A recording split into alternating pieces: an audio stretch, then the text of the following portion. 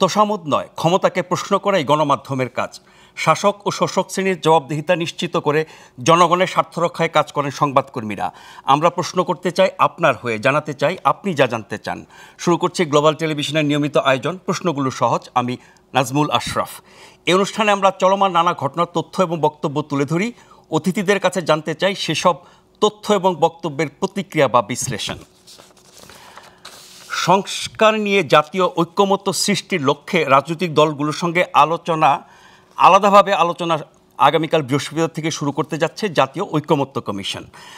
আমরা জানি যে সংবিধান, জনপ্রশাসন, নির্বাচন ব্যবস্থা, বিচার বিভাগ ও দুর্নীতি দমন কমিশন, এই 5টি সংস্কার কমিশনের গুরুত্বপূর্ণ 166 সুপারিশের বিষয়ে মতামত চেয়ে গত 6 মার্চ 37টি রাজনৈতিক দল ও জোটের কাছে 13 মার্চের মধ্যে মতামত দিতে বলা হয়। এ পর্যন্ত 15টি রাজনৈতিক দল মতামত দিয়েছে। বিএনপি, জামাত, এনসিপি সহ 14টি দল শীঘ্রই দেয়ার কথা রয়েছে। যেই 5টি সংস্কার কমিশনের বিষয়ে রাজনৈতিক দলগুলোর মতামত চাওয়া হয়েছে, তাদের মধ্যে যারা এর মধ্যে দিয়েছেন তাদের সাথে আগামীকাল থেকে একটি একটি করে দলের সাথে বৈঠক শুরু করতে যাচ্ছে জাতীয় ঐক্যমত্য কমিশন। যেই 5টি কমিশনের সুপারিশ নিয়ে মতামত চাওয়া হয়েছে এবং আলোচনা শুরু হতে যাচ্ছে আগামীকাল, তার মধ্যে 2টি সংস্কারের ব্যাপারে কিছু জটিলতা তৈরি হয়েছে। যেমন নির্বাচন ব্যবস্থা সম্পর্কিত যেসব সংস্কার প্রস্তাব দিয়েছে কমিশন, সেগুলোর বেশ কিছুর ব্যাপারে নির্বাচন কমিশন তার আপত্তি জানিয়েছে আনুষ্ঠানিকভাবে চিঠি দিয়ে। আর পুলিশ সংস্কারের বিষয়ে, যেটি এই 5টির মধ্যে নেই, সেখানে পুলিশের পক্ষ থেকে আমরা জানি 2 দিন আগে প্রধান উপদেষ্টার সাথে পুলিশের শীর্ষ কর্মকর্তাদের বৈঠক ছিল। সেই বৈঠকে তারা পুলিশ কমিশন গঠন সহ বেশ কিছু বিষয়ে তাদের মতামত দিয়েছে, যেগুলো সংস্কার কমিশন গঠন করে নাই। ফলে অন্তত এই 2টি খাতের সংস্কার নিয়ে কিছুটা জটিলতা তৈরি হয়েছে। বাদবাকিগুলোর ব্যাপারে রাজনৈতিক দলগুলোর মতামত এবং ঐক্যমত্য পৌঁছালে পরে সেগুলো বাস্তবায়নের উদ্যোগ নেওয়া হবে। আমরা জানি ডক্টর মোহাম্মদ ইউনূস প্রধান উপদেষ্টা এরই মধ্যে বলেছেন, ডিসেম্বরে যদি নির্বাচন করতে হয়, সময় খুব বেশি হাতে নাই, অল্প সংস্কার চাইলে পরে ডিসেম্বরের মধ্যে নির্বাচন করা যাবে এবং তার জন্য এগুলোর ব্যাপারে একটা ঐক্যমত্য তৈরি করতে হবে। গ্লোবাল টেলিভিশনের পাশাপাশি আমাদের অনুষ্ঠানটি আপনারা একযোগে দেখতে পাচ্ছেন আমাদের ইউটিউব চ্যানেল এবং ফেসবুক পেজেও। আজকের বিষয় নিয়ে আমরা আলোচনার জন্য আমন্ত্রণ জানিয়েছি সাবেক সংসদ সদস্য ব্যারিস্টার রুমিন ফারহানা। ব্যারিস্টার রুমিন ফারহানা, আপনাকে স্বাগত জানাচ্ছি। আমাদের সাথে আরও আছেন জাতীয় নাগরিক কমিটির যুগ্ম আহ্বায়ক জনাব সারওয়ার তুষার। জনাব সারওয়ার তুষার, আপনাকে স্বাগত জানাচ্ছি। আমরা এই সংস্কার কমিশন নিয়ে যেই প্রক্রিয়াটি আগামীকাল শুরু হতে যাচ্ছে এবং 2টি খাতের কথা বলছিলাম, পুলিশ এবং নির্বাচন কমিশন, সংশ্লিষ্টদের যেসব আপত্তি, নির্বাচন কমিশনের সংস্কার নিয়ে যেহেতু বেশি কথা হচ্ছে, অনেকেরই দাবি বিএনপি সহ যে নির্বাচন সংশ্লিষ্ট যে সংস্কারগুলো সেগুলো আগে করে ফেলে নির্বাচন করা, তারপরে বাদবাকিগুলো নির্বাচিত সরকার, সংসদ তারা এসে করতে পারবে। ফলে নির্বাচন সংশ্লিষ্ট সংস্কার নিয়ে যেই সমস্যা, জটিলতা, মতবিরোধ তৈরি হচ্ছে, সে সম্পর্কে আমরা একটা রিপোর্ট দেখে আলোচনাটা শুরু করতে চাই।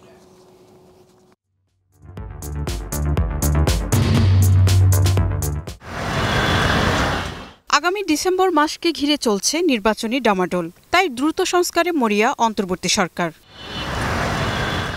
এসব সংস্কারের রূপরেখার দেখভাল করছে জাতীয় ঐক্যমত্য কমিশন। এরই মধ্যে বেশ কয়েকটি অংশীদার ঐক্যমত্য কমিশনের চিঠির জবাব দিয়েছে, যাতে বিভিন্ন বিষয়ে একমতের পাশাপাশি রয়েছে দ্বিমতও। এরই মধ্যে জাতীয় সংসদ নির্বাচন ঘিরে নির্বাচন ব্যবস্থা সংস্কার কমিশন তাদের পূর্ণাঙ্গ প্রতিবেদনে 16টি ক্ষেত্রে 150টি সুপারিশ প্রস্তাব করেছে। তবে 10টি গুরুত্বপূর্ণ সংস্কার প্রস্তাবে ভিন্ন মত নির্বাচন কমিশনের। এর মধ্যে রয়েছে নির্বাচন কমিশনারদের বিরুদ্ধে তদন্ত, ফেরারি আসামিকে নির্বাচনে অযোগ্য ঘোষণা। সংস্কার কমিশনের সুপারিশে দ্বিমত করে নির্বাচন কমিশন বলেছে, এগুলো বাস্তবায়ন হলে স্বাধীনতা খর্ব হবে ইসির। 48 ঘন্টার ভিতরে একটা সার্টিফাই করতে হবে। এটা আমরা মনে করি যে এটা দরকার নেই, কারণ নির্বাচন সম্পর্কে রিটার্নিং অফিসার সন্তুষ্ট না হয় তো ফলাফল দিচ্ছেন না, নাম্বার 1। আর নাম্বার 2 হচ্ছে যে এটা গেজেট হচ্ছে। তবে ইসির দ্বিমতকে স্বাগত জানিয়েছেন নির্বাচন ব্যবস্থা সংস্কার কমিশনের প্রধান ও জাতীয় ঐক্যমত্য কমিশনের সদস্য বদিউল আলম মজুমদার। তিনি বলেন, ভিন্নমত থাকবেই, ইসির যেসব বিষয়ে আপত্তি রয়েছে তা আমলে নিয়ে করা হবে পুনর্বিবেচনা।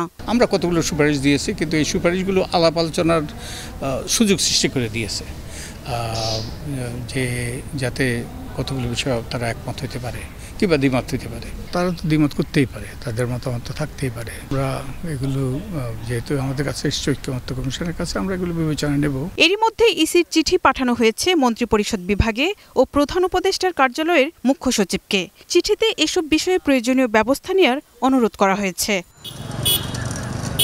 Marufa Kamal, global television, Dhaka. Barrister Rumin Farhana, যাদের নিয়ে সংস্কার তাদের মতামতের তো একটা গুরুত্ব আছে।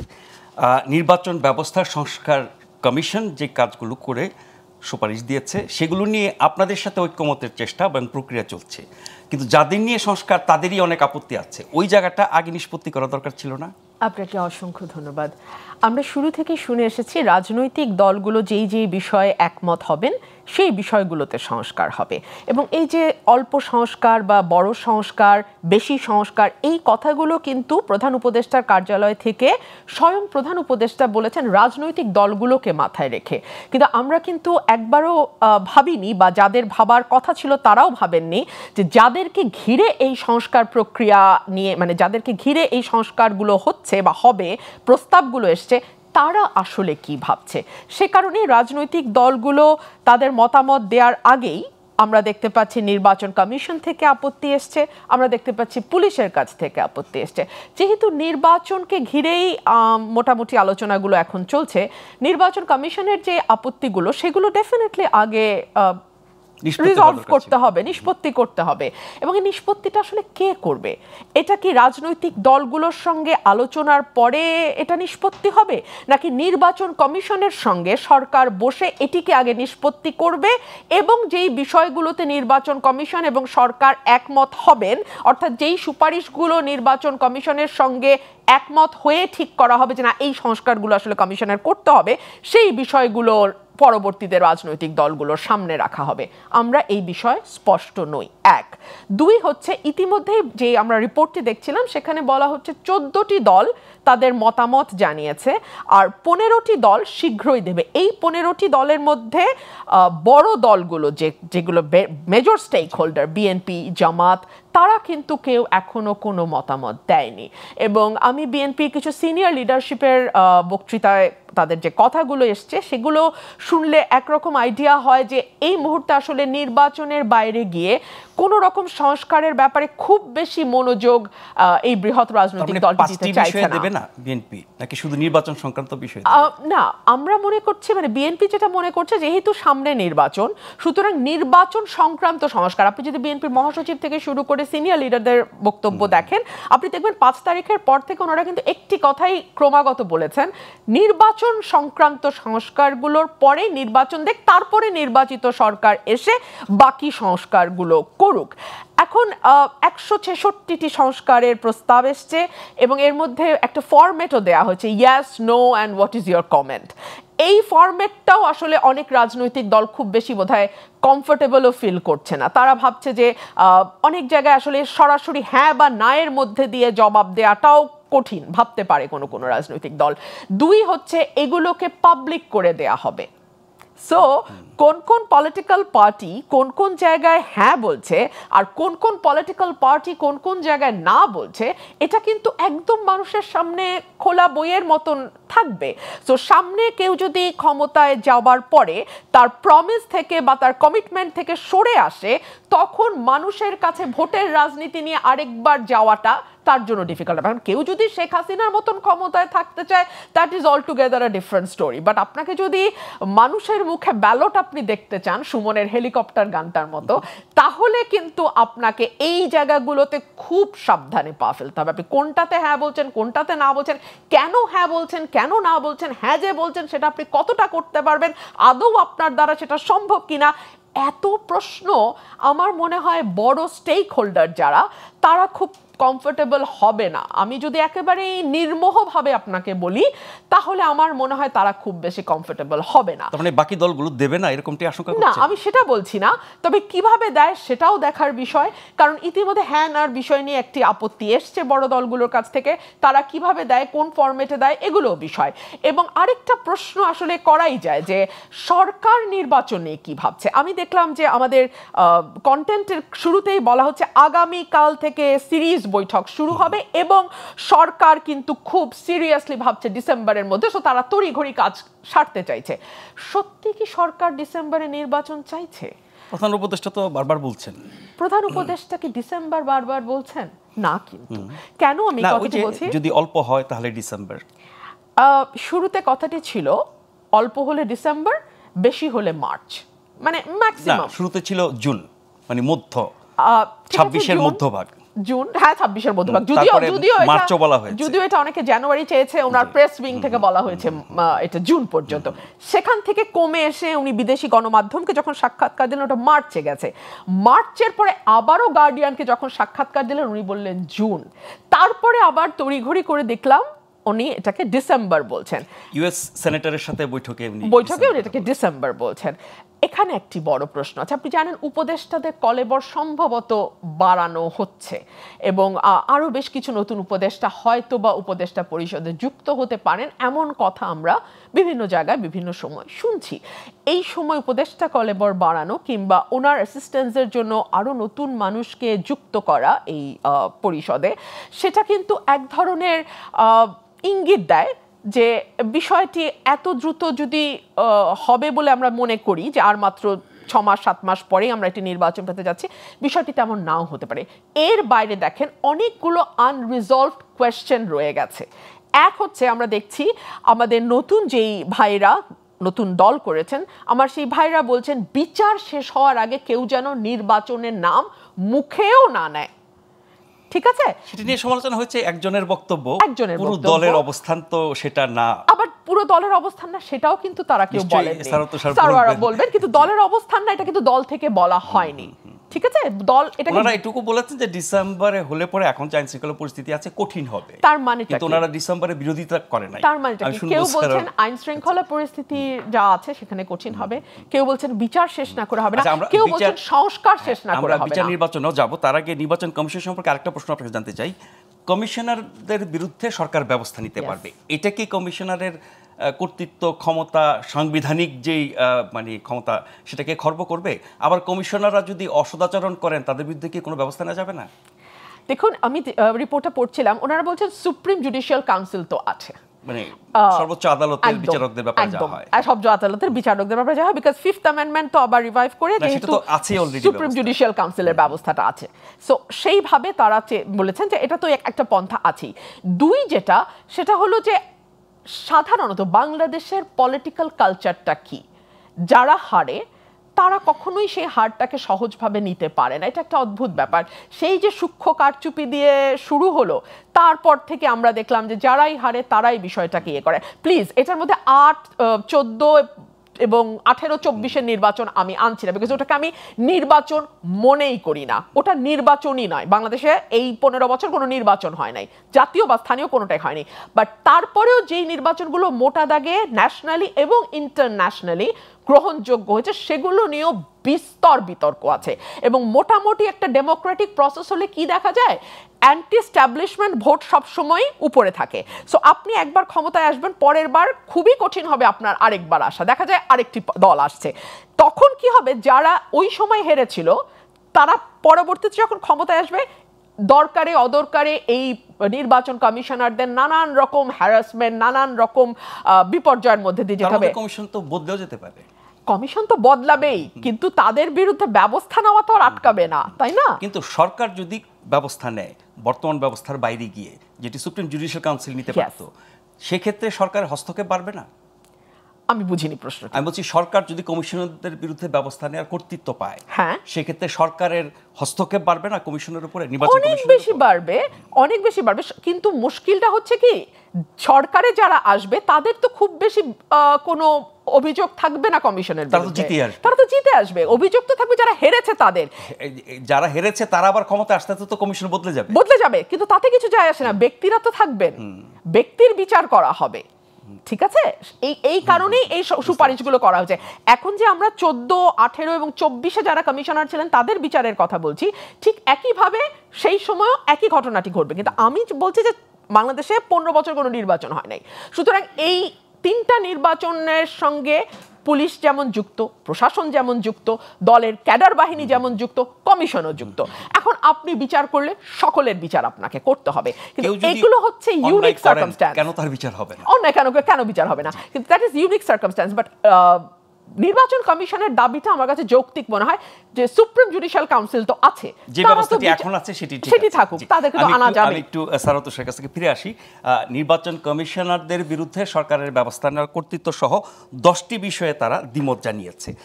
কমিশনের সাথে সংস্কার কমিশন, নির্বাচন কমিশনের সংস্কার কমিশনের এই বিরোধটা রাজনৈতিক দলগুলোর সাথে আলোচনার প্রক্রিয়া যাওয়ার আগে নিষ্পত্তি করা উচিত ছিল কিনা, বা কমিশনের এই অবস্থানকে আপনি কিভাবে ব্যাখ্যা করবেন? আপনাকে ধন্যবাদ, রুমিন আপাকে শুভেচ্ছা। নির্বাচন কমিশন তার পজিশন জানিয়েছে এবং অনেকগুলো বিষয়ে তাদের দ্বিমত আছে, সেটা থাকতেই পারে, কিন্তু আমি মনে করি যে এটা নিষ্পত্তি করে রাজনৈতিক দলগুলোর সাথে বসতে হবে, এটার তেমন কোনো জরুরত নাই। যে ফিডব্যাকগুলো আসছে, রাজনৈতিক দলের কাছ থেকে ফিডব্যাক আসছে, নির্বাচন কমিশনের কাছ থেকে এসেছে, ফলে এই সবগুলো নিয়েই তো আবার এই জাতীয় ঐকমত্য কমিশন চিন্তা ভাবনা করবে, যাচাই বাছাই করবে, সেখান থেকে যেগুলো ভ্যালিড মনে হবে, যে আপত্তিগুলো সেটা এই প্রক্রিয়ার মধ্য দিয়ে সর্ট আউট করা যাবে, এটা খুব বড় সমস্যা না। কিন্তু এর চেয়েও নির্বাচন কমিশন নিয়ে আরও ঘোরতর প্রশ্ন তৈরি হয়েছে। যেমন আপনি দেখেছেন যে এই আলোচনাটা আরও ওঠা উচিত ছিল একটু, যে গণবিজ্ঞপ্তির প্রশ্নটা নতুন দলের প্রশ্নে, এটা মোর সিরিয়াস রিট হয়েছে এবং হাইকোর্ট রুলও করেছে, ঠিক আছে। এইটার ক্ষেত্রে হচ্ছে যে আমরা জানি না যে আমরা দল করার পরেই হঠাৎ করে ওনারা এই গণবিজ্ঞপ্তি কেন দিলেন। এর মাঝখানে কিন্তু অনেক দিন পর্যন্ত ওনারা চুপচাপ ছিলেন, তারপর হুট করে দিলেন এবং বললেন 20 এপ্রিলের মধ্যে।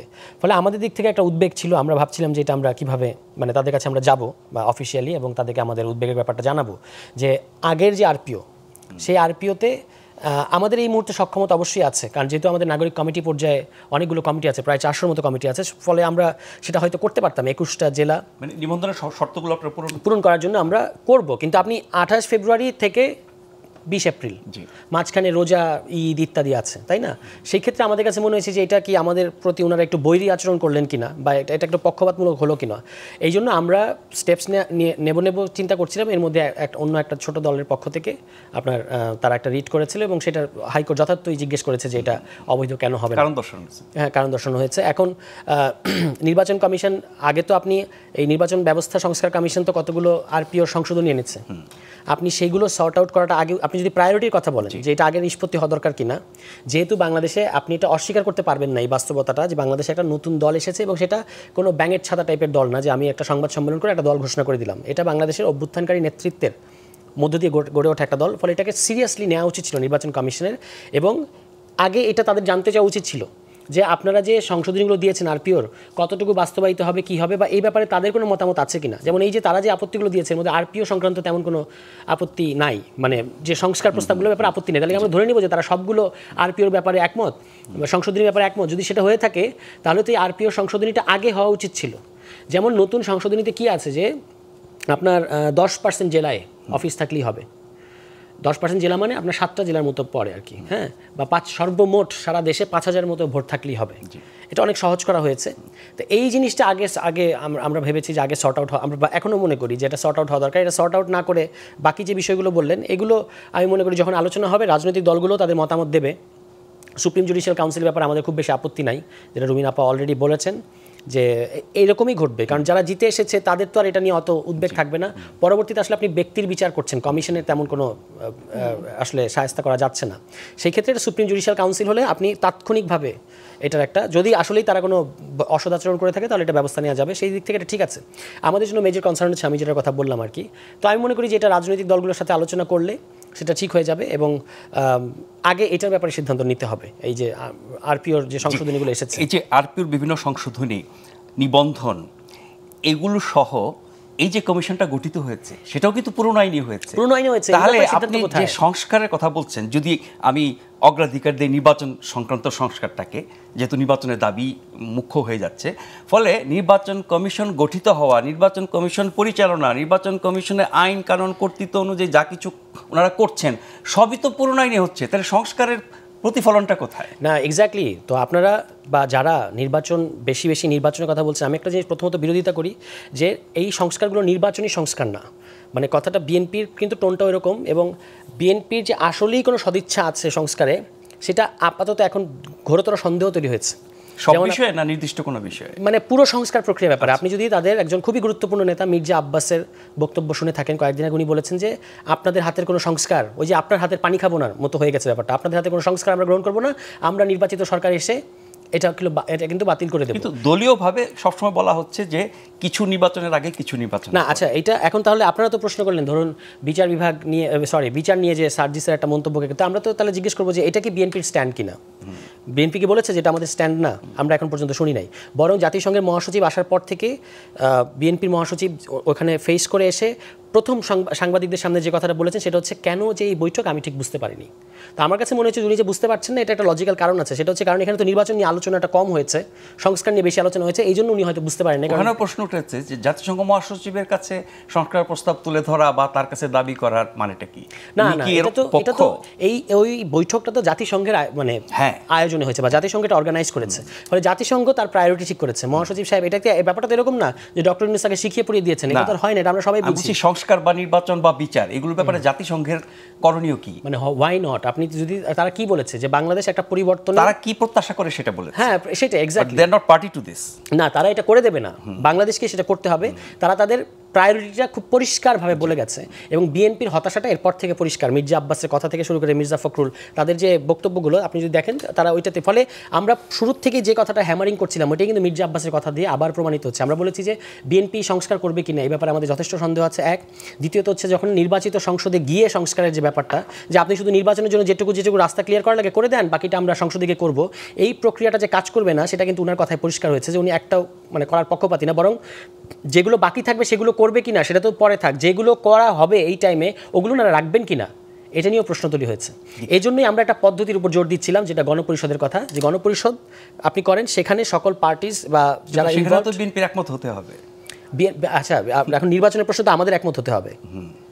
মানে আপনি যদি পুরো আলোচনাটাকে বিএনপিকে কেন্দ্রে ধরে থাকেন তাহলে আলোচনাটা একরকম, প্রত্যেকের একমতের কথা বলছি। আমি একটা জিনিস এখানে ফ্র্যাঙ্কলি বলি, যদি ব্যাপারটা এরকম হয় যে ছাত্ররা কিন্তু এখন একটা পলিটিক্যাল স্টেক এবং মেজর পলিটিক্যাল স্টেক, কার সাংগঠনিক সক্ষমতা বা আওতা কত বড় সেটা দিয়ে আপনি এটা বুঝতে পারবেন না, ন্যাশনাল গুরুত্বের নির্বাচন আসলে পরে বুঝতে পারবেন, রাইট? সেটা তো নির্বাচনের প্রশ্ন, কিন্তু এর বাইরে পলিটিক্যাল স্টেকের বিবেচনা করতে গেলে ছাত্ররা একটা বড় পলিটিক্যাল স্টেক। তাদের কনসার্নগুলো, তারা কোনগুলো জিনিসগুলো নিয়ে ট্রমাটাইজড হয়ে আছে, এগুলো যদি আপনি পুরোপুরি ইগনোর করেন তাহলে বাংলাদেশের সামনের ভবিষ্যৎটা খুব একটা ভালো হবে। হ্যাঁ, ইগনোর করা হচ্ছে, ইগনোর করা হচ্ছে। যেমন বলা হচ্ছে যে এই 36 দিনের আন্দোলন করে আপনারা এটা কি পাইলেন, এরকম বলা হচ্ছে। তারপর বিচারের প্রশ্নে কোনো রকম করা হচ্ছে না, মানে এটাকে সিরিয়াসলি নেওয়া হচ্ছে না। পাশাপাশি হচ্ছে আপনার আওয়ামী লীগ প্রশ্নটাকে সেটেল করা হচ্ছে না, ঠিক আছে? বরং বলা হচ্ছে, কনভিন্স করার চেষ্টা করা হচ্ছে যে আওয়ামী লীগকে নির্বাচনে আসতে দেন, অসুবিধা কোথায়, জনগণ তো ভোট দিয়ে তাদেরকে ভোট দিয়ে প্রত্যাখ্যান করবে। হ্যাঁ, এই কথাগুলো আসছে। ফলে এই জিনিসগুলোর ব্যাপার, যেগুলোর ব্যাপারে ছাত্রদের স্ট্রং রিজার্ভেশন আছে, আপনাকে অবশ্যই তাদের সাথে কথা বলতে হবে এবং তাদের কথাটা শুনতে হবে। আদারওয়াইজ বাংলাদেশের মানে আমি বলবো যে যদি এইটাকে ইগনোর করে আপনি নির্বাচন করেও ফেলতে পারেন, তারপরে যে সরকার আসবে, যেমন ধরুন মির্জা আব্বাসের কথাটাই খেয়াল করেন, উনি তো ধরে নিয়েছেন যে ওনারা সরকারে যাচ্ছেন, তাই না? যে আমরা সরকারে গিয়ে এগুলো সব বাতিল করে দিব, উনি ধরে নিয়েছেন যে ওনারাই গভর্নমেন্ট। দলের অনেকেও এরকম ধারণার কথা পাবলিকলিও বলছেন। না, আমরা বলেছি যে যাদেরকে জনগণ ভোট দেবে তারা জিতে আসবে। যাই হোক, এখন কথাটা হচ্ছে যে আমি বলবো যে এই সংস্কার কার্যক্রম যে টাইম ফ্রেম আপনারা বলছেন, আমরা কিন্তু টাইম ফ্রেমের বিরোধিতা করছি না। বারবার এটা বলা হচ্ছে যে ছাত্ররা নির্বাচন চায় না, আমরা এই টাইম ফ্রেমের মধ্যেই বলেছি যে এর মধ্যেই করতে হবে। কিন্তু যদি এটা আপনি ইগনোর করে তারপর যদি যান 3 জোটের রূপরেখার মতো আবার একটা জিনিস আমাদেরকে ফিরিয়ে নিয়ে যান, ইতিহাসের কাঁটা আবার পেছনে দিয়ে ঘোরানো হয়, তাহলে আসলে যেটা হবে সেটা হচ্ছে যারা সরকারে যাবে, ধরে নিলাম সেটা যদি বিএনপি হয়, তাহলে এটা বিএনপির জন্যই অসম্ভব রকম ক্ষতির কারণ হবে, মানে কারণ আনরেস্টটা থেকে যাবে। অভ্যুত্থান পরবর্তী যে বাস্তবতা বা অভ্যুত্থানের যদি শিক্ষা, লক্ষ্য, স্পিরিট যাই বলি না কেন, বিএনপি যদি নির্বাচিত হয় সেটাকে কি উপেক্ষা করতে পারবে? না, আমরা কি যে নির্বাচিত হবে তার বিরোধিতা করেছি? না, বিএনপি নির্বাচিত হলে যেই লক্ষ্য, উদ্দেশ্য এবং দাবি দেওয়ার কথা আপনারা বলছেন, বিএনপি কি এটা উপেক্ষা করতে পারবে? 100 বার বিএনপির অ্যাটিটিউডে দেখে মনে হচ্ছে তারা উপেক্ষা করবে, কারণ তারা 31 দফার মধ্যে আটকে আছে। জনমত আছে না এগুলো? হ্যাঁ আছে, কিন্তু এটা তো আপনি তো তখন বলবেন যে আমি তো নির্বাচিত সরকার, আমাকে তো জনগণ ভোট দিয়েছে, সুতরাং আমি যেটা করতে চাইবো এটাই জনগণ করতে চায়। কিন্তু নির্বাচনী প্রচারণাতেও তো এই বিষয়গুলো গুরুত্ব পাবে। আসবে। দেখুন, বিএনপি কিন্তু অভ্যুত্থানের পরেও 31 দফার বাইরে আসে নাই, কিন্তু আমরা বলেছি যে 31 দফা আর এখনকার রাজনীতির এটার আবেদন ফুরিয়ে গেছে। কেন? অনেকগুলো কমন আছে, কারণ হচ্ছে অনেকগুলো কমিশন, আপনি খালি কমন আছে, অনেকগুলো কমিশন গঠনের ওয়াদা আছে বিএনপির 31 দফার মধ্যে, তো সেই অনেকগুলো কমিশন এখনই হয়ে যাচ্ছে। তো এখনই যদি হয়ে যায় তাহলে আপনাকে তো নতুন করে আপনার দফাটা দিতে হবে সামনে নির্বাচনকে কেন্দ্র করে, কিন্তু তারা বলছে তারা 31 দফার বাস্তবায়ন করবে, এবং এই যে সংস্কার জাতীয় ঐক্যমত্য কমিশনে তারা যাবে সেখানেও তারা তাদের 31 দফাকে বেস ধরে তাদের মতামত দেবে। দেখি আমরা ওনারা কি মতামত দেন। আর সবশেষ কথা হচ্ছে ঐক্যমত্য হওয়ার ব্যাপার আছে। একটা ছোট্ট বিরতি নিয়ে ফিরে আসছি। আপনারা দেখছেন প্রশ্নগুলো সহজ, গ্লোবাল টেলিভিশনের নিয়মিত আয়োজন। আশা করছি ফিরে এসে আপনাদের সাথে পাবো।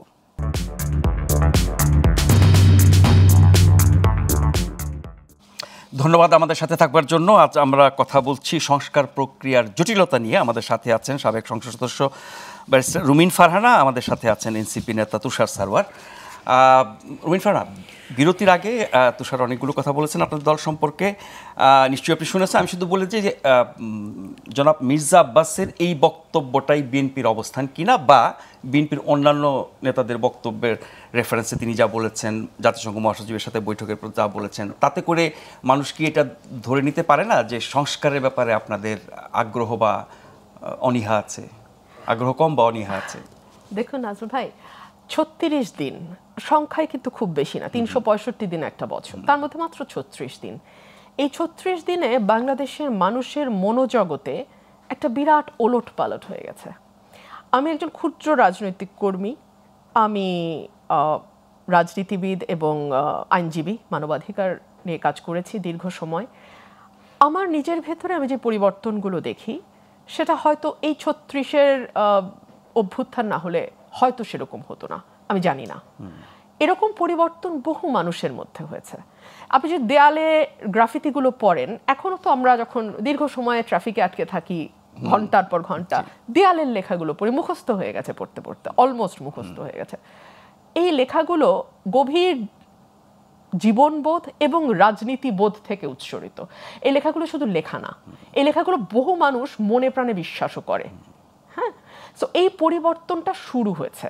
এখন এই পরিবর্তনটা কতটুকু টিকবে, কতটুকু টিকতে দেয়া হবে, কতটুকু দীর্ঘ সময় ধরে থাকবে এবং আদৌ প্রিভেইল করবে কিনা, টিকে যাবে কিনা, সেটা একটা বিরাট প্রশ্ন।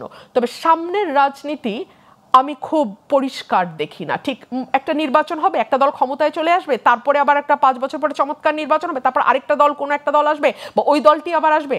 আমি সামনের মানে এরকম স্বাভাবিক প্রক্রিয়া দেখছেন না? না, আমি দেখি না। কারণ আমি দেখি না এই কারণেই রাজনীতিটাকে একেবারে নোংরা করে ফেলবার জন্য দায়ী বাংলাদেশের রাজনীতিবিদরা। হ্যাঁ, সব সহ গত 15 বছর হাসিনা বাংলাদেশে কোনো রাজনীতি রাখে নাই। এর আগেও যে একেবারে খুব ভালো রাজনীতি ছিল তা আমি বলছি না, কিন্তু 15 বছর একেবারে বাংলাদেশ থেকে রাজনীতিকে ঝেঁটিয়ে বিদায় করা হয়েছে। সেইখানে জায়গা করে নিয়েছে ব্যবসায়ীরা, বিরাট স্টেক আছে তাদের বাংলাদেশের রাজনীতিতে, সেইখানে স্টেক আছে প্রশাসনের, সেইখানে স্টেক আছে সিভিল অ্যান্ড মিলিটারি ব্যুরোক্রেসির। এই কথাগুলো সাহস করে কেউ বলবে না, আমি বলছি। এতগুলো স্টেক হোল্ডার যখন খেলে তখন পলিটিশিয়ানদের খেলার পোর্শনটা অনেক ছোট হয়ে যায়। সো আমরা যদি মনে করে থাকি যে এই বুঝি আমাদের সুবর্ণ দিন চলে এলো, 5 বছর পর পর ঘুমিয়ে ঘুমিয়ে একটা দারুণ দারুণ নির্বাচন বাংলাদেশ প্রসব করবে আর বাংলাদেশের 8 কোটি ভোটার লাফিয়ে লাফিয়ে গিয়ে ভোট দিতে পারবে, সরি, না। আমি যেটা দেখি, বাংলাদেশ আগামী 10 থেকে 15 বছর, 20 বছরও একটা টার্ময়েলের মধ্যে দিয়ে যাবে। ওইসব ফ্যাক্টরের কারণে, ওইসব শক্তির কারণে, সব রকম অনেক স্টেক আছে এক মাঠে। তাদেরকে কি রাজনীতিবিদরা পরাস্ত করতে পারবে না? রাজনীতিবিদদের পরাস্ত করার ইচ্ছা আছে আপনাকে কে বললো? রাজনীতিবিদরা পরাস্ত করতে চায় কে বলে? এটা তো আবারও ফ্যাসিবাদ, স্বৈরশাসন কায়েম হবে। কেউ চায় না আপনাকে, তাই বা কে এত গ্যারান্টি দিয়ে বললো? কারা চায়? কারা চায় আমি জানি না, আমি পলিটিশিয়ানদের ব্যর্থতা নিয়ে আলাপ করছি ভাই, আমাকে ওইটুকুর মধ্যে আটকান। হ্যাঁ, আমি পলিটিশিয়ানদের ব্যর্থ, তারা তাদের স্টেকটা অনেকের মধ্যে ভাগ করেছে এবং গত 15 বছরে পাকাপোক্ত ভাগে ভাগ হয়েছে। এখন চাইবে, এবং 15 বছরের বিরোধী দলের ইতিহাস তো আমাদের চোখের সামনে দেখা, তাই না? সো বাংলাদেশকে সুস্থ ধারার রাজনীতিতে আনতে, বাংলাদেশের সুস্থ ধারার সরকারি দল এবং সুস্থ ধারায় বিরোধী দল টিকার অবস্থা তৈরি করতে আমাদের অনেক সময় লাগবে আরো।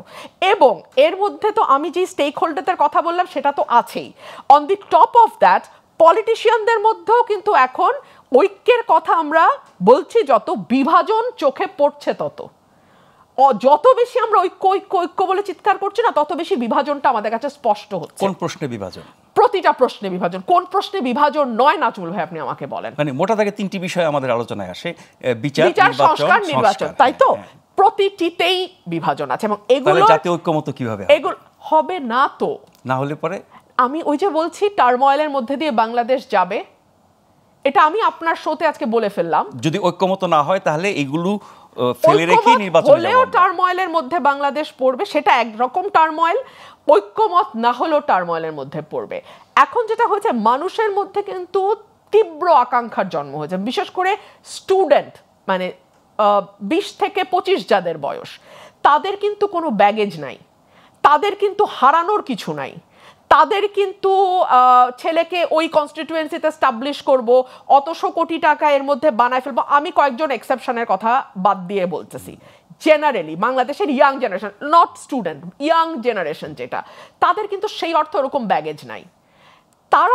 তারা যদি কেউ কেউ সত্যি সত্যি একটা পরিবর্তিত বাংলাদেশের স্বপ্ন দেখে, আমি আবারও বলছি, সেই চেষ্টাই তো তুষারের দল করছে, তারটা উনি বলবেন। আমি বলছি, তারা যদি সত্যি সত্যি একটা পরিবর্তিত বাংলাদেশ, একটা পরিবর্তিত রাজনৈতিক সংস্কৃতির স্বপ্ন দেখে থাকেন, তাহলে এটা এই যে আমাদের 50-53 বছরের এক ধরনের গেড়ে বসা ব্যবস্থা, সেখান থেকে সমূলে উৎপাটন করে নতুন ব্যবস্থা স্টাবলিশ করা, it will take time, it will take lots of fight, এবং নানান রকম টার্ময়েলের মধ্যে বাংলাদেশ যাবে। আমি আপনাকে শুধু এইটুকু আজকে বলতে পারি। আপনার লাস্ট লাইনটার সাথে একটা ছোট্ট কোয়েরি আছে আমার। এই টার্ময়েল কি শুধু আমাদের ইন্টারনাল বাস্তবতার কারণে নাকি এক্সটার্নাল ফ্যাক্টরস?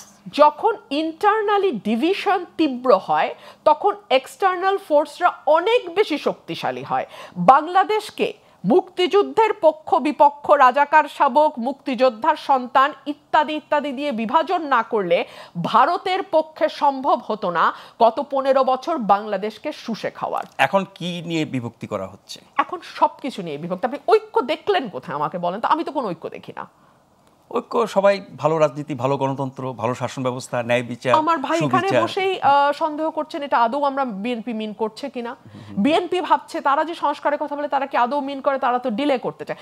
সো আপনি ঐক্যমত, আমরা হয়তো মানুষকে এক ধরনের আশ্বস্ত করবার চেষ্টা করছি, বাট আমি মনে করি যে মানুষকে প্রিপেয়ার করারও ব্যাপার আছে। বাংলাদেশের জার্নি খুব স্মুথ আমি দেখি না। স্মুথ হলে তো আলহামদুলিল্লাহ ভাই, বাংলাদেশ ছাড়া আমার পৃথিবীর আর কোথাও কোনো যাওয়ার জায়গা নাই, 2 দিন থাকার মতন, খরচ বিয়ার করবার মতন অবস্থাও নাই, আমার বাংলাদেশই থাকতে হবে। সো আমি চাই বাংলাদেশটা স্থির থাকুক, সুস্থির থাকুক, সুস্থ থাকুক, তাহলে আমি টিকতে পারবো। জি স্যার, তুষার যেই রাজনৈতিক প্রেডিকশন, আশঙ্কা, উদ্বেগের কথা জানালেন, আপনি তার সাথে কতটা একমত? না, মানে এই উদ্বেগ আছে। দেখুন, আমি দুটো কথা বলবো এখানে। এক নম্বর কথা হচ্ছে, আমাদের দিক থেকে আমরা বারবার পরিষ্কার করেছি, নাহিদ ইসলাম আমাদের আহ্বায়ক, তিনি বলেছেন যে আপনারা বিচার ও সংস্কারের ব্যাপারে আন্তরিকতা দেখান, আমরা নির্বাচন করার ব্যাপারে সহায়তা করব। কিন্তু বলেন না আমরা ব্যবস্থা করে দেবো, কিন্তু এটাকে আবার মিসফ্রেমিং করা হয়েছে। আমরা নির্বাচনের ব্যাপারে পজিটিভ, কিন্তু আমরা বারবার প্রশ্ন তুলছি বিচার এবং সংস্কারের প্রশ্নে দলগুলোর, বিদ্যমান রাজনৈতিক দলগুলোর। এখানে যেটি বলা হয় দুটি কিন্তু দীর্ঘ প্রক্রিয়ার ব্যাপার। না, দীর্ঘ প্রক্রিয়া হোক, আপনি রোডম্যাপটা, নির্বাচনের রোডম্যাপ যারা চায়, আমরা তো সরকারের কাছে সংস্কারের রোডম্যাপ চাই। আপনি সংস্কারের রোডম্যাপটা পরিষ্কার করেন এবং বলেন যে কিভাবে যে সংস্কারগুলো আপনি পরবর্তী নির্বাচিত সরকারের জন্য রেখে দেবেন, তারা যে সেটা করবে, এটা আমরা কিভাবে নিশ্চয়তাটা কি পাবো? তাদের কাছ থেকে আপনি কোনো শপথ করাবেন বা কিভাবে কি করাবেন, সাইন করাবেন কি? আমরা 3 জোটের রূপরেখা ব্যর্থ হতে দেখেছি এখানে। লিখিত অঙ্গীকারনামা দিলেও কি নিশ্চয়তা পাওয়া যায়? তাহলে কেন আমরা ধরুন আশ্বস্ত হব? আমাদেরকে তো আশ্বস্ত করতে হবে আপনাকে। আচ্ছা, 2 নম্বর কথা হচ্ছে, আজকে আমাদের বিএনপির ইফতারে সম্ভবত আমাদের আহ্বায়ক বললেন ওখানে গিয়ে যে আমাদের মধ্যে যেন পরিবর্তিত পরিস্থিতির ব্যাপারে একটা কমিটমেন্ট যেন আমরা দেখাই, সেই কমিটমেন্টের ঘাটতি দেখা যাচ্ছে। এবং তিনি কিন্তু আরেকটা কথা কিছুদিন আগে বলেছিলেন যে আগামী 20 বছর এই যে তরুণদের যে রাজনৈতিক শক্তি, এই রাজনৈতিক শক্তি প্রভাব ও ভূমিকা রাখবে। এটা কে নির্বাচনে জিতবে, কে হারবে সেই প্রশ্ন না, কিন্তু এই রাজনীতিতে তারা প্রভাব ও ভূমিকা রাখবে। এই পরিবর্তিত পরিস্থিতি, যে তরুণদের কথা আমরা বলছি, আপনি একটা জিনিস একটু আন্তরিকতার সাথে ভেবে দেখেন, বাংলাদেশের আমি গত 5 মাসে অনেক জায়গায় গেছি, আর ঢাকার দেয়াল তো আমি প্রত্যেকটা দেয়ালই পড়েছি অন্তত। কোথাও কেন তরুণরা লিখলো না যে এখনই নির্বাচন দেন বা দ্রুত নির্বাচন দেন? তারা কি নির্বাচন চায় না, ভোট দিতে চায় না? এরা তো ভোটার হয়েছে নতুন। তা আমার নিজের ভোট দেওয়ার প্রতি প্রচণ্ড ক্রেভিং আছে, কারণ যেহেতু আমি কখনো ভোট দিতে পারি নাই, কিন্তু এটা লিখছে না কেন? এই সাইকোলজিটা তো বুঝতে হবে। এটা অগ্রাধিকারের মধ্যে আসছে, এটা অগ্রাধিকারের মধ্যে নাই, কারণ তারা মনে করছে এটা inevitable outcome of this reform. আপনি রিফর্ম, তারা লিখছে বাংলাদেশ 2, স্বাধীনতা এনেছি, সংস্কার আনবো, মানে সংস্কার করতে পারলে নির্বাচনটা অটোমেটিক্যালি আসবে এবং নির্বাচিত সরকার এসে যেন আবার অনির্বাচিতভাবে ক্ষমতায় থাকার যে দীর্ঘ সিলসিলা আমাদের এখানে আছে, প্রত্যেকটা অনির্বাচিত সরকারের পেছনে এখানে ওই রাজনৈতিক দল এবং নির্বাচিত সরকারগুলোর দায়, যে পরবর্তীতে যে লম্বা আসার ক্ষেত্রে। তাহলে আপনি দেখবেন, আমি এখন তো পরিষ্কারভাবে বলতে চাই, বিএনপিকে তো এই দায় নিতে হবে। বিএনপি প্রথমবারই 3 জোটের রূপরেখা তারা নষ্ট করে দিয়েছে। প্রথমবারই তারা একটা বিতর্কিত নির্বাচন করেছে 96 সালে। তারপর তারা 14দশ সংশোধনীর মধ্য দিয়ে বিচারপতি বয়স বাড়ানোকে কেন্দ্র করে যে কাণ্ডটা করলো, তার ফলে লগি বৈঠা, তার ফলে 111 এসব এসছে। এবং তারপরে বিএনপিটা সবচেয়ে বড় ভুক্তভোগী। আমি এটা বহু আগে লিখে বলেছিলাম যে মাঠে বিএনপি খেলতে চাচ্ছে, এই মাঠ এবং এই খেলার নিয়ম বিএনপির জন্য তৈরি করা না, এটা আওয়ামী লীগের জন্য তৈরি করা। তাহলে বিএনপিকে একটা মোর ডেমোক্রেটিক মাঠ কাটতে হবে এবং নিয়মটাও সেখানে বানানোর ক্ষেত্রে লিড দিতে হবে, আমরা তার সাথে আছি।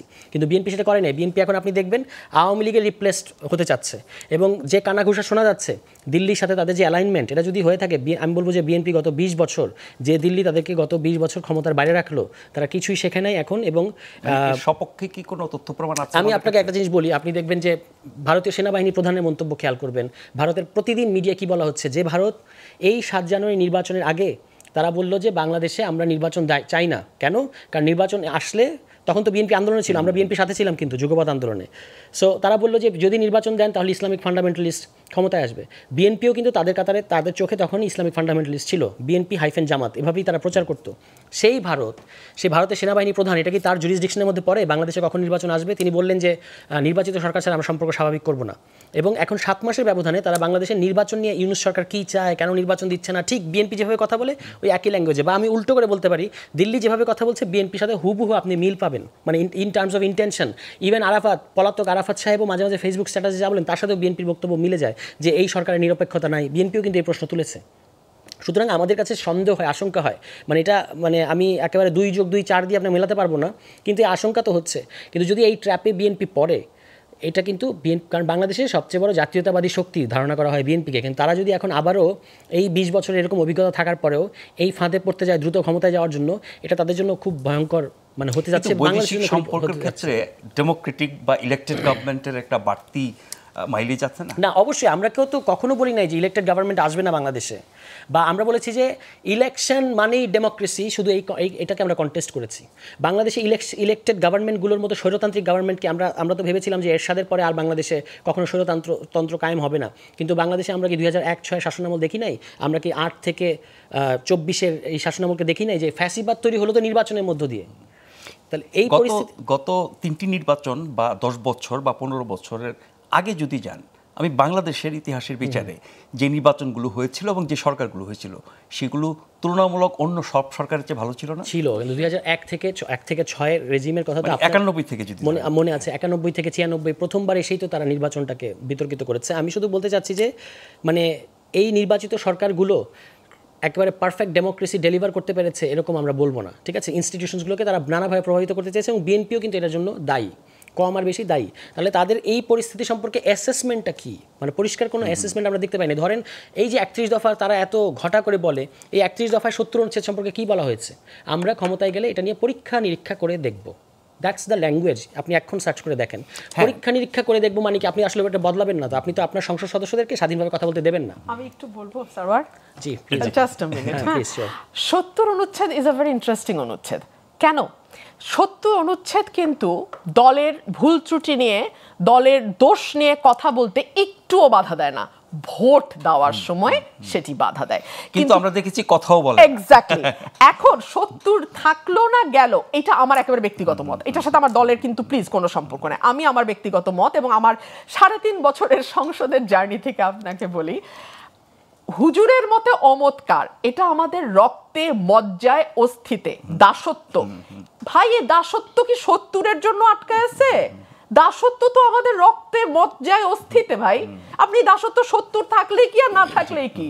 এই যে তেলের মানে চোবানো ডোবানো, ঘন্টার পর ঘন্টা সংসদের 2 লক্ষ টাকা মিনিটের সংসদ ব্যবহার কইরা আপনি যে আপনার দলের প্রধানদেরকে মানে ঘিয়ের মধ্যে চুবাইতে থাকেন, এটা তো প্রধানরাও খুব খুশি খুশি মনে শুনেন, এবং আপনিও নেক্সট নমিনেশনটা কনফার্ম করেন, আপনি মন্ত্রিত্বটা কনফার্ম করেন, এটার মধ্যে 70 বেচারা কি করবে ভাই? এখন আইন কানুন সংবিধান নিয়ম অনেক কিছু পরিবর্তন সংস্কার বদলে ফেলার কথা আমরা বলছি, কিন্তু আমাদের মগজে যা আছে, চর্চায় যা আছে, রক্তে যা আছে, বিশ্বাসে যা আছে, সেটা আপনি কেন আগে সংস্কার করবেন? আমি শিওর আমার এই ভাই এই বইটার কথা শুনেছে এবং পড়ে হয়তো লেকচারও সে ভিডিওতে দেখেছে।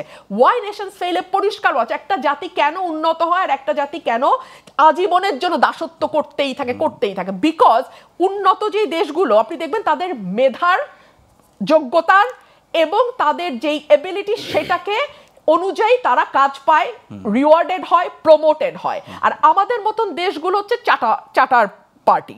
সো চারটে আপনি আসলে যত দূর যেতে পারেন। এইখানে 70 থাকলো আর না থাকলো, এখানে ভারসাম্য আসলো আর না আসলো, বিশ্বাস করেন আমি এই কাগজের লেখার মধ্যে আর একদম কোনো আস্থা রাখি না। আমাদের খোল নলচে চিন্তাধারা যতক্ষণ বদল না হবে, দলগুলোর ভেতর থেকে যতক্ষণ পর্যন্ত সংস্কার আগে দরকার ব্যক্তির এবং দলের। Please, absolutely. আপনারা যেহেতু নতুন, আপনার মধ্যে তো মানে সেই সংস্কৃতি ঢোকে নাই, আপনারা শুরু করতে যাচ্ছেন, ফলে এই যে ব্যক্তির মানসিকতা চর্চা, দলের ভিতরে তেলবাজি, দাসত্ব যা কিছু বললেন উনি, সেই সংস্কৃতি চর্চা যাতে আপনার দলের ভিতরে গড়ে না ওঠে বা কেউ চর্চার সুযোগ না পায়, তার কি ব্যবস্থা? এবং করা মাত্রই তাকে কর্নার করা, তাকে একঘরে করা, একদম বের করে দেওয়া। এক নম্বর কথা হলো ওয়াই নেশনস ফেইলের ব্যক্তির উন্নত ক্যারেক্টারে কম গুরুত্ব দেওয়া হয়েছে। এখানে মূলত হচ্ছে প্রতিষ্ঠানগুলোর উপর প্রাধান্য দেওয়া হয়েছে। যেমন উদাহরণ দেওয়া হয়েছে কানাডা এবং আমেরিকার একটা অঞ্চল যেটা আসলে একই কালচারের অংশ, একই ভাষাভাষী, কিন্তু দুটো আলাদা আলাদা রাষ্ট্র। সেখানে দেখা গেছে মেক্সিকো এবং আমেরিকা। তো সেখানে দেখা গেছে যে আসলে ওই আমেরিকার দিকে যারা তারা বেশি প্রসপার করছে, কারণ কি তাদের ওই স্বাধীন ইনস্টিটিউশনসগুলো আছে। আমরা বাংলাদেশে ঠিক এটাই বলছি যে আপনি যতক্ষণ পর্যন্ত ইনস্টিটিউশনসগুলো স্বাধীন হবে না এবং মানে তারা প্রপারলি ফাংশন করতে পারবে না, ততক্ষণ পর্যন্ত শুধু ইলেকশন দিয়ে আপনি ডেমোক্রেসি করতে পারবেন না। একটা মিনিট আপা। 2 নম্বর কথা হচ্ছে যে মানে ধরুন ব্যক্তি তো এটা তো শাশ্বত যে মানুষ কবে ভালো হয়ে যাবে, মানুষ ভালো হয়ে গেলে তো আর আমাদের রাষ্ট্র সরকার কিছু দরকার ছিল না, কিন্তু আমাদের তো লাগে। এখন লাগে বলেই হচ্ছে আপনাকে আমাদেরই সো-কল্ড অশিক্ষিত মানুষের একটা উন্নত দেশে গেলে কেন সিস্টেম মেনে চলে, কেন যেখানে ময়লাটা রাখা দরকার সেখানেই রাখে। আবার আমাদের দেশে হলে কেন করে? কারণ হচ্ছে আইনগুলো আছে এবং আইনগুলো ইমপ্লিমেন্টেড হয় এবং প্রতিষ্ঠানগুলো ওখানে কাজ করে। আমাদের এখানে কাজ করে না, প্রতিষ্ঠানগুলো সার্ভিস ডেলিভার করে। আমরা ওইটার কথা বলছি এবং এটার সাথে ইলেকশন হওয়া না হওয়ার কোনো বিরোধ নাই। আমরা ইলেকশনের বিরুদ্ধে না। আমরা বলছি যে আপনি একটা ডেমোক্রেটিক স্ট্রাকচারের অধীনে ইলেকশন করেন, সেই ইলেকশন করলে ইলেকশন যেটা আপনি ইলেকশন করার মধ্যে দিয়ে যেটা চান সেটা আপনি পাবেন, আদারওয়াইজ আপনি পাবেন না। এটাই বক্তব্য। কিন্তু ইলেকশনের আগেই তো সবকিছু করে ফেলতে পারবো আমরা। না, ইলেকশনে সবকিছু করবো না। এই জন্যই তো বলা হয়েছে যে চার্টার করার কথা হয়েছে, জুলাই চার্টার। এবং আমরা আবার আশঙ্কা প্রকাশ করছি যে জুলাই চার্টার যেন 3 জোটের রূপরেখার মতো একটা অশ্বলিঙ্গ না হয়, ঠিক আছে? কাজ করে এবং স্বল্প মেয়াদী, মধ্যমেয়াদী, দীর্ঘমেয়াদী এই সংস্কারগুলো হোক। এই সরকার কতটুকু করবে, পরের সরকার কতটুকু করবে, এটার আপনি একটা রূপরেখা তৈরি করেন, জাতীয় অঙ্গীকারনামা। এই বইটা আমার এত প্রিয় যে বইটা নিয়ে আমি আসলে স্যারের সাথে ডিবেট করতেই চাই এই কারণে যে প্রতিষ্ঠানের ব্যাপারে বলা হয়েছে প্রতিষ্ঠানগুলো এমন সব ব্যক্তিদের দ্বারা গঠিত হয় যেই ব্যক্তিরা আসলে তার মেধা যোগ্যতা দিয়ে প্রতিষ্ঠান। আপনি বিল্ডিং তো প্রতিষ্ঠান না, আপনি কাকে দিচ্ছেন? ধরুন আমি এখন লিক করি বলে আমি পুলিশের কমিশনার হবই, তো কমিশনার যখন হবো এবং আমি জানবো যে আমি যদি বিরোধী দলের যত ঠেঙাইতে পারবো, যত মামলা দিতে পারবো, যত ঘুরাইতে পারবো, আমার তত দ্রুত প্রমোশন হবে। তো এইটা যখন ক্রাইটেরিয়া হয় তখন তো প্রতিষ্ঠান দাঁড়াবে না।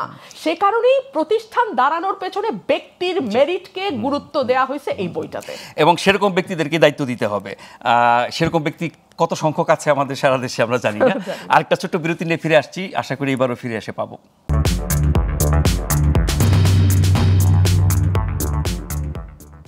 প্রশ্নগুলো সহজ, দেখছেন গ্লোবাল টেলিভিশনে।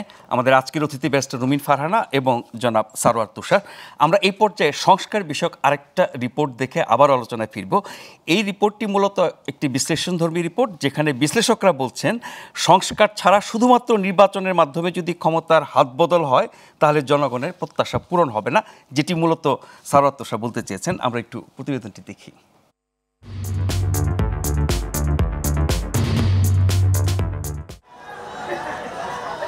ছাত্র জনতার গণ অভ্যুত্থানে আওয়ামী লীগ সরকারের পতনের পর দেশ পরিচালনার দায়িত্ব নেয়া অন্তর্বর্তী সরকারের অন্যতম প্রধান লক্ষ্য দেশের সংবিধান, রাজনীতি সহ গুরুত্বপূর্ণ স্থানগুলো সংস্কার করা।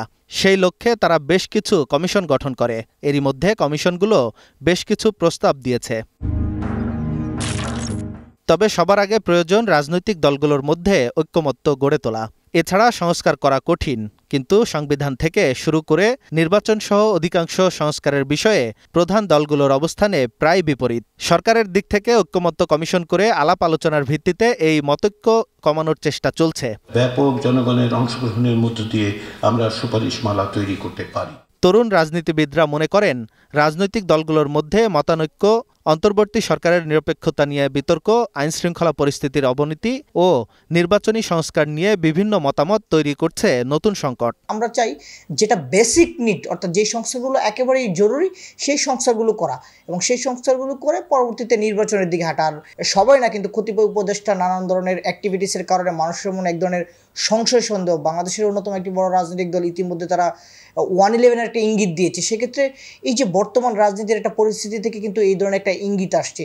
আর অন্তর্বর্তীকালীন সরকার যদি আপনি দেখেন, ইতিমধ্যে 7 মাসের বেশি সময় পার হয়ে যাওয়ার পরে কিন্তু তারা ন্যূনতম কোনো সংস্কারের দৃশ্যমান কোনো অগ্রগতি দেখাতে পারে নাই। এদিকে বিশ্লেষকদের মতে এসব সংকট কাটাতে গণভোটের আয়োজন করা উচিত অন্তর্বর্তী সরকারের। তারা ক্ষমতায় আসা নিয়ে ফোকাসড, মেইনলি নির্বাচন নিয়ে মেইনলি ফোকাস, কিন্তু তারা যদি কনস্ট্রাকটিভলি ওয়েতে জনগণের প্রত্যাশাগুলো নিয়ে কথা বলতো, তাহলে হয়তো জনগণ সেই সমর্থন করতে পারতো। এখন এই মুহূর্তে সলিউশনটা কি? সলিউশনটা হচ্ছে জনগণের কাছে ফেরত যাওয়া। আমরা একটা পাবলিক রেফারেন্ডামের আয়োজন করতে পারি। যে অনিশ্চয়তাগুলো যে তৈরি হয়েছে, এখন ইউনূস সরকার যেটা করতে পারেন যে তিনি জনগণকে জিজ্ঞেস করতে পারেন যে আপনারা কি চান। এখন উনি শুধুমাত্র রাজনৈতিক দলগুলো চাওয়ার উপর কিন্তু এই দেশের ভবিষ্যৎ নিয়ন্ত্রণ হতে পারে না। এটা নিয়ন্ত্রণ করবে আলটিমেটলি ছাত্র জনতা এবং জনগণের বেশিরভাগ। স্বৈরাচার আওয়ামী মতাদর্শের আমলারা সংস্কার সহ স্বাভাবিক কার্যক্রম ব্যাহত করছে জানিয়ে সবাইকে জবাবদিহিতার আওতায় আনার দাবিও জানান এই বিশ্লেষক। একটা সরকারের পরিবর্তনের পর ডিফারেন্ট মতাদর্শধারী একটা আমলা শ্রেণী আসলে এগুলোর কন্ট্রোল নিয়েছে। সো আলটিমেটলি তারা স্বাভাবিকভাবে সরকারের যে স্বাভাবিক কার্যক্রমগুলো, সংস্কার থেকে শুরু করে যে স্বাভাবিক কার্যক্রমগুলো, সেগুলো ব্যাহত করবেন, এটা প্রত্যাশিত। এবং স্বাভাবিকভাবে যদি কোনো সংস্কার হয় সেটাও তাদের স্বার্থের এগেইনস্টে যাবে। আঞ্জাম খালেক, গ্লোবাল টেলিভিশন, ঢাকা। সারোয়ার তুষার, শুধুমাত্র রাজনৈতিক দলগুলোর মতামতের ভিত্তিতে সংস্কার করলে ঐকমত্য পৌঁছালে কি হবে? এটা কি গোটা দেশের সকল জনগোষ্ঠীর মতামত বা ইচ্ছার প্রতিফলন? ওকে, এটা খুব সুন্দর এবং জরুরি একটা প্রশ্ন। তার আগে আমি 1 সেকেন্ডে আগের একটা প্রসঙ্গে বলবো যে ব্যক্তি কিন্তু হাওয়া থেকে আসে না। আপনি মিশেল ফুকোর কথা জানেন, উনি এই বিষয়ে অনেকগুলো গবেষণা করেছেন। তার মধ্যে ওনার একটা প্রধান কথা ছিল যে ব্যক্তি আসলে একটা স্পেসিফিক পলিটিক্যাল কালচারের আউটকাম। তাহলে আপনি সেই ধরনের ইনস্টিটিউশনস, সেই ধরনের সিস্টেম তৈরি করবেন এবং ব্যক্তি সেরকম হবে। এটাই ছিল আমার পয়েন্ট। এখন এই প্রশ্নে আসি, আমি মনে করি যে যার কথাটা আমরা শুনলাম, যে বিশেষজ্ঞ, উনি খুব রাইটলি বলেছেন যে এই গণ অভ্যুত্থান মানে কি? যদি বাংলাদেশের রেজিম চেঞ্জ হতো, রেজিম চেঞ্জ মানে একটা দল পাওয়ার স্ট্রাকচার আগের মতো, একটা দল ক্ষমতায় চলে গেছে, আরেকটা দল আসবে, এটা যদি হতো তাহলে রাজনৈতিক দলের কথাটাই মুখ্য থাকতো। কিন্তু যখন গণ অভ্যুত্থান ঘটে তখন রাজনৈতিক দলগুলো পেছনে চলে যায় এবং চলে গেছে, জনগণ সামনে চলে এসেছে। জনগণ এখানে এখন, এই যে বারবার একটা কথা বলা হয় পলিটিক্যাল স্টেক হোল্ডার, জনগণ কিন্তু অনেক বড় পলিটিক্যাল স্টেক হোল্ডার। বিএনপি, জামাত, এনসিপি, আরও রাজনৈতিক দল, সব কিছুর বাইরেও একটা বিরাট অংশের জনগণ আছে। এবং সেটা আমরা সাম্প্রতিক একটা জরিপেও দেখেছি যে এখনও এই বিপুল সংখ্যক জনগণ আসলে আনডিসাইডেড যে তারা সামনে কাকে ভোট দেবে বা কী করবে। সুতরাং আমরা যখন প্রস্তাব দিতে গিয়েছিলাম সংবিধান সংস্কার কমিশনকে আমাদের পক্ষ থেকে, তখন আমরা তারা যে পদ্ধতি অবলম্বন করছেন সেটাকে ক্রিটিক্যালি সমর্থন করে একটা কথা বলেছিলাম যে আপনাদের এই পদ্ধতির মধ্যে কিন্তু জনগণ কিভাবে মতামতটা রাখবে, আপনারা আমাদেরকে একটা শক্তি হিসেবে ধরে নিয়ে মতামত চাচ্ছেন, বিএনপির কাছে চাচ্ছেন, জনগণের কি হবে? জনগণের মতামত লাগবে না? রিক্সা চালক যারা এবার রক্ত দিল, জীবন দিল ঢাকা শহরে বা সারা দেশে, তাদের মতামতটা আপনারা যদি মনে করেন যে তারা এসে ওয়েবসাইটে এসে তাদের মতামতটা লিখবে, এটা তো হয় না। তাহলে you must find an option যে তারা কীভাবে এসে এখানে মতামত দেবে, এবং এটা মিসিং আছে। উনি গণভোটের প্রশ্ন বলেছেন, আমি মনে করি শেষ পর্যন্ত তো সবারই স্বার্থ থাকে, সকল রাজনৈতিক দলের নিজ নিজ স্বার্থ থাকে, এবং এখন যেটা দেখা যাচ্ছে তারা তাদের দলীয় স্বার্থগুলোকে প্রাধান্য দিচ্ছে, জাতীয় স্বার্থ উপেক্ষিত হচ্ছে। সেই ক্ষেত্রে গণভোট একটা খুব ভালো অপশন, যে পদ্ধতির প্রশ্নে যে বিদ্যমান সংবিধানের অধীনে আপনারা নির্বাচন চান নাকি সংবিধান পরিবর্তনের নির্বাচন চান। এই যে বলা হচ্ছে গণপরিষদ লোকে বোঝে না, ঠিক আছে, আপনি প্রশ্নটা ঘুরিয়ে এভাবে বলেন তো, যে বিদ্যমান সংবিধানের অধীনে নির্বাচন নাকি সংবিধান পরিবর্তনের নির্বাচন, কোনটা জনগণ চায়? তো যদি যারা বারবার জনগণকে রেফারেন্স দেয় তাদের জনগণের কাছে যাওয়া উচিত, সেক্ষেত্রে গণভোট একটা ভালো অপশন। একদম শেষ পর্যায়ে চলে এসেছে বেসরমিন ফারহানা, রাজনৈতিক দলগুলোর মাধ্যমে জনমতের প্রতিফলন কতখানি ঘটছে বা ঘটতে পারে সংস্কার প্রশ্নে, নতুন রাজনীতির প্রশ্নে? বিএনপি সহ যে দলগুলো এখন ক্রিয়াশীল, তারা কত শতাংশ মানুষকে প্রতিনিধিত্ব করে? দেখুন, তারা কত শতাংশ মানুষকে প্রতিনিধিত্ব করে প্রশ্ন কঠিন এ কারণেই যে 15 বছর তো আসলে কেউ কারো মত প্রকাশ করতেই পারে না। ভোটের যে ব্যবস্থাটা ছিল তার আগের রেকর্ডে যদি 33% ছিল, দুটো দলের 33-34% রিজার্ভ ভোট, বাকিটা হচ্ছে অন্যান্য দল এবং সুইং ভোট। একটা দল যেহেতু অনুপস্থিত, আমরা এই অংশের মতো জানতেই পারবো জানি না। সম্প্রতি একটা জরিপ হয়েছে যেটা হয়তো বলছে যে বিএনপি 41%, জামাত 31%, এনসিপি 5%, এটসেট্রা এটসেট্রা। এখন এই জরিপগুলো নিয়ে অনেকে অনেক রকম প্রশ্ন তুলতে পারেন। নমুনা, হ্যাঁ, এবং 10,000 মানুষের উপরে, 10,000 মানুষ অবশ্য নাম্বারটা খুব ছোট না, but still question can be raised, কোন এরিয়াতে করেছেন, সেখানে কাদের ভোট বেশি, ইত্যাদি ইত্যাদি নানান রকম কথা আসতে পারে। ঠিক আছে, গণভোট যদি করতে চায়, এই যে দেখুন নানান রকম নতুন প্রস্তাব, তার কাউন্টারে অন্য রকম বক্তব্য, অন্য বয়ান, আবার সেই প্রস্তাবের কিছু অংশ সমর্থন করে কিছু অংশকে বিরোধিতা করে নতুন আরেকটি বয়ান। মাঠে আপনি অনেক বয়ান কিন্তু ক্রিয়াশীল। আমি একেবারে নির্মোহ, আমি কোনো বয়ানের প্রতি না ঝুঁকে কথাটা বলছি। আমি যেটা দেখতে পাচ্ছি অ্যাজ ইট ইজ আমি যেটা দেখতে পাচ্ছি, সামনে ঐক্যমত হবার যেই কথা আমরা আলোচনা করছি সেটার খুব বড় সম্ভাবনা আমি দেখি না। এবং ঐক্যমত না হলে বাংলাদেশ কোন দিকে যেতে পারে সেটা নিয়েও আমাদের আগের অভিজ্ঞতা আছে। পলিটিশিয়ানরা যখন ফেল করেন তখন কি হয় সেটাও আমরা দেখেছি।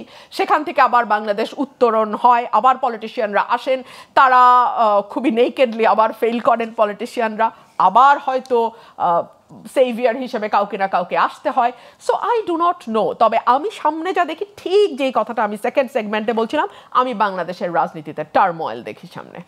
এখন টার্মোয়েল যদি হয়, সেটি ঠেকানোর, প্রতিরোধ করার, সেই অবস্থা থেকে দেশ জাতি জনগণকে বাঁচানোর প্রাথমিক দায়িত্ব তো হচ্ছে সরকারের, তারপর হচ্ছে রাজনৈতিক দলগুলোর, তারপরে সমাজে অন্য শ্রেণী পেশার মানুষ।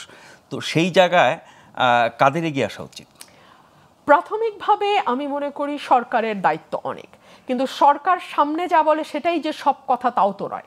সরকারের ভেতরে এমন অনেক কথা আছে, অনেক সিদ্ধান্ত আছে, অনেক কারণ আছে যেগুলো সরকার পাবলিকলি বলবে না, বলা উচিত না, ন্যাশনাল সিকিউরিটির প্রশ্ন আছে।